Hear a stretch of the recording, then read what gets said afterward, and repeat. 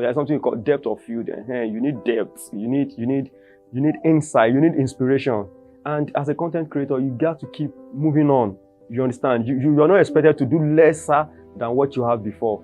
You have to start striving and moving hard to be better than what you dropped yesterday.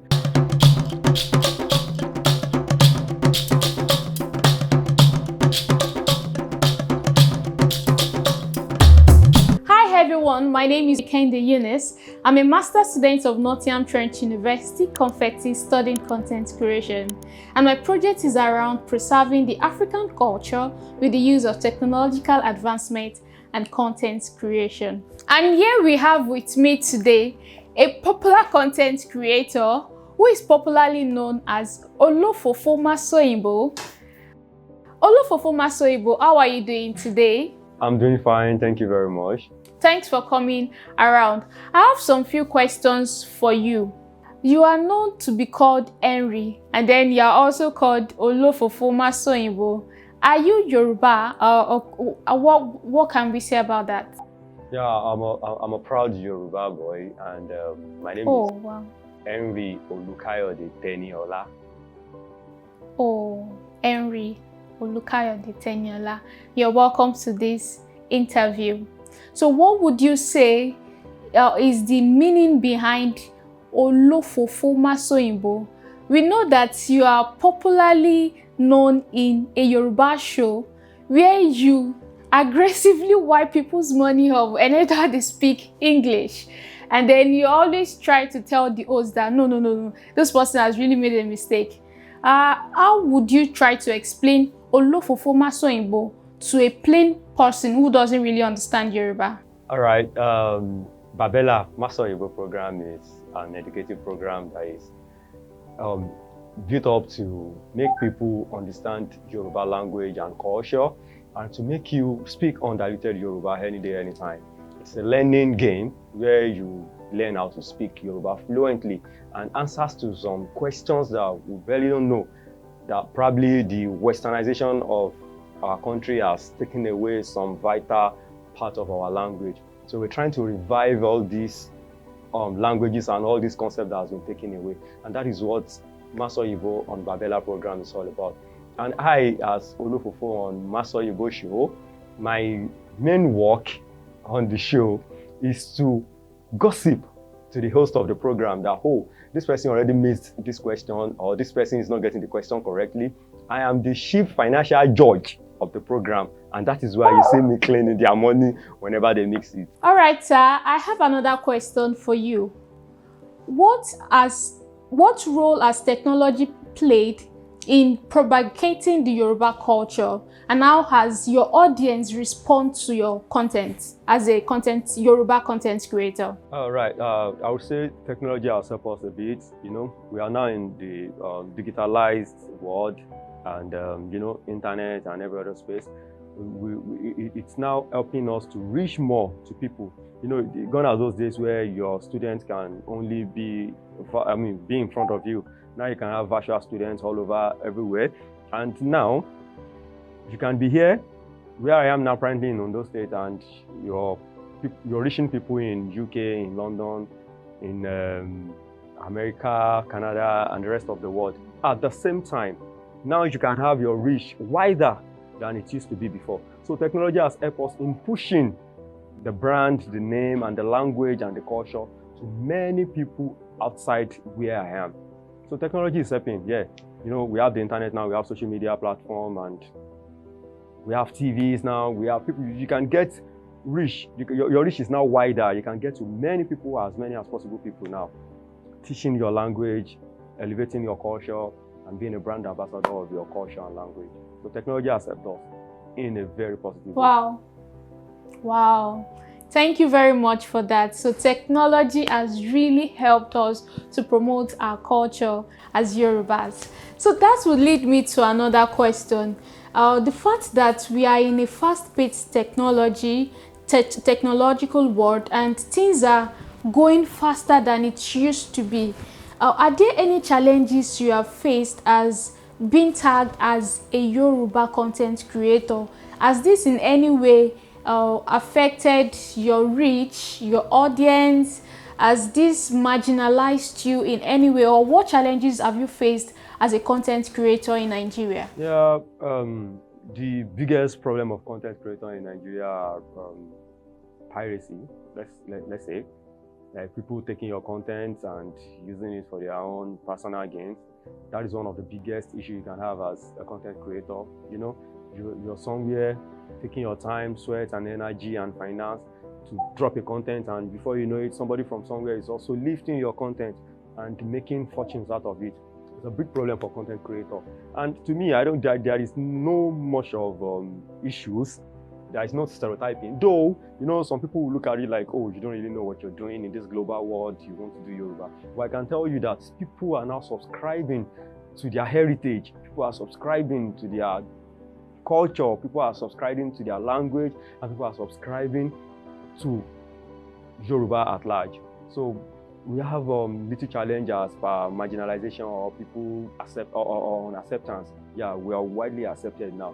We're coming up and Yoruba is going global. Yoruba to the world. Yoruba to the world. Yoruba is going global. Thank you very much for that. So since we know Yoruba is going global and of course Yoruba to the world, what advice would you like to give upcoming content creators or even established content creators who probably do not know how to infuse a level of culture to their content? What advice do you have for them today? Yeah, I can say for sure that promoting your language and culture is a big content for you if only you can go in depth into it. If only you can be deep into it. You need sacrifice, you need time, you need research, and you need reach. Without all of this, you're just an entertainer, not a content creator. You understand? Your content need wider reach. Your content need depth. There's something called depth of field. You need depth. You need insight. You need inspiration. And as a content creator, you got to keep moving on. You understand? You're not expected to do lesser than what you have before. You have to start striving and moving hard to be better than what you dropped yesterday. You know, you can't drop a 50 yesterday and you're back to 20. It wears your fans, it wears them out. But when you're on 50, you have to aspire to be 60, to be 80, to be 100, to be 120, and so on. So as a content creator, keep moving, keep pushing, keep protecting your value. Don't stray. Stay focused. You know, some issues with some content creators is they stray. Oh, you're known for doing this, and before you know, you've shifted to another thing, and before you know, you're off to another thing. When you're not consistent, people don't take you serious. Consistency, inspiration, wider reach are things that you need as a content creator. Keep going, keep pressing, keep improving, keep getting inspirations from a very resource. See, the fact that you're doing language and culture is enough substance for you if only you can dig deep into it. There is wealth, there is recognition, there is happiness in lifting up your culture and language. That I can tell you for free. Wow, thank you very much for that. I would love to ask one other question from what you just mentioned. Yeah, you talked about debt, which is actually very, very key. How do you think content creators can make research that would ensure that their content has value and depth, such that, just like you said, you won't deliver 50 and then come back with 30 to avoid people unfollowing you? How would you suggest content creators to do more research? What ways can they get to research as a content creator? Every content creator, you have a field. You have something that you're working on. And to that field, to that thing you're working on, you have people who are there before you. You have people who have depth of knowledge about that thing. Go in there.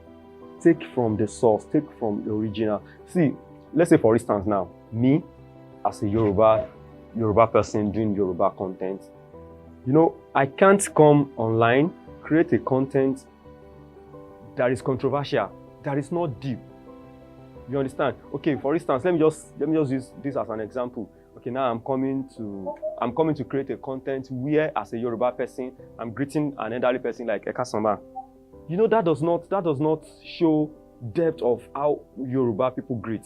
But me going home to ask my elderly ones, how do a proper Yoruba man greet an elderly person? How do we do it? And now I'm coming online to drop my content and I'm frustrating the full way it should be. That is research. You know, I can't come and say good afternoon, sir. Somebody somewhere who knows this thing will tell you, even probably from your comment section, that's how a proper Yoruba man should greet. I remember sometimes I posted a picture on my social media page, and I was on a short knicker, I was on a short, and I posted the picture and the person commented under the picture and said, "Do proper Yoruba men wear shorts?" And I was like, so you see how deep and how influential your content can be on people. So imagine me now trying to explain, oh, so it was just a playground picture and blah, blah, blah. So all they want to see is you in that your original state. Always be an ambassador of that thing you're pushing, of that content you're pushing. Don't divert, don't be scattered, don't be careless. Don't be straying, just be focused. Go in depth to what you believe in and bring the best out of it. From the source, láti orísun, lọ mú wá nǹkan tó fẹ́ máa ṣe. Bring your content from the source. Bring people closer to the source of your content. And that is how you promote, and that's how you move, and that's how you elevate. Thank you. Thank you very much, sir. That is actually really awesome. And I'm really impressed the way you speak Yoruba and then you can easily switch to English. That's quite impressive. Can you just conclude with probably a Yoruba adage and explain the meaning to us? There is this Yoruba adage that says, "Ẹni tó bá sọ lẹ́nu, ó sọ àpò ìyàkọ́rùn." That means that you that have strayed away, that you've lost your heritage, that you've lost your home, that you've lost your culture, that you've lost your family, you are now tying on your neck the bag of suffering. So that means that you don't stray away from your heritage, from your origin, from your source. When you leave your source, when you run away from your source, when you deny your source, you're only making yourself vulnerable to pains and suffering. That's the meaning of the proverb. Wow, thank you very much for coming around. This You're is welcome. a huge one and I really appreciate this. This is going a long way in my projects, and I would say thank you very much. And thanks to all the viewers out there. Have a nice day. Bye. And you too.